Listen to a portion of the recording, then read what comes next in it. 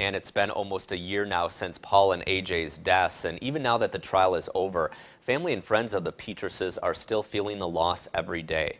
News 8's Pauline Lee joins us now with how those affected by these tragedies work to move forward. Well, there's no easy answer that works for everyone, but the family and friends who can speak from experience say honoring the loved ones they lost helps in the healing process. Paul and A.J. will always be right here. And that's what Sherry told me this morning. Now that someone is being held responsible in the deaths of Paul Petras and his son A.J., family friend Ted Withy says he and others affected by this tragedy, including Paul's wife and A.J.'s mother Sherry, can continue moving on. Well, like Paul himself would say, if he was sitting here, you just get on with life. You never get totally used to it, but life does go on. And it goes on without sometimes the ones you love.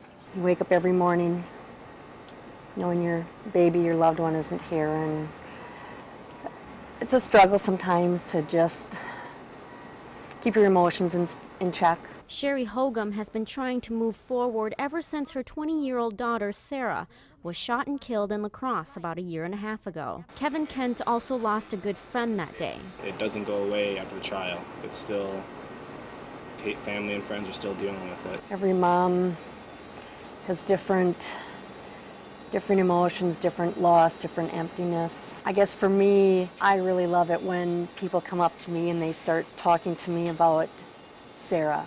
Something that helps Sherry is finding ways to honor her daughter. Things like bracelets with Sarah's name on them and a softball tournament with the proceeds going towards anti-violence efforts. I have so much love for Sarah. I don't want any other family to have to go through this. So a lot of it is the education and awareness so that other families don't have to go through this. Since the Petras' death, new rails have been added at Mount La Crosse's terrain park in honor of A.J. Scholarships have also been created at Aquinas High School, where both attended. And a lot of people, especially years from now, won't know, well, who was A.J., who was Paul, but it will always be there. And it's worth having somebody that couldn't otherwise go to school or whatever have that. And while some days may be easier than others, they know their loved ones are never too far away. Nothing will ever bring Paul and A.J. back, but like I said, they'll always be right here. Sherry Hogum will be holding a small gathering with family and friends at Sarah's memorial this weekend. She says anyone is welcome to come share stories and light a candle for Sarah, as well as loved ones others have lost.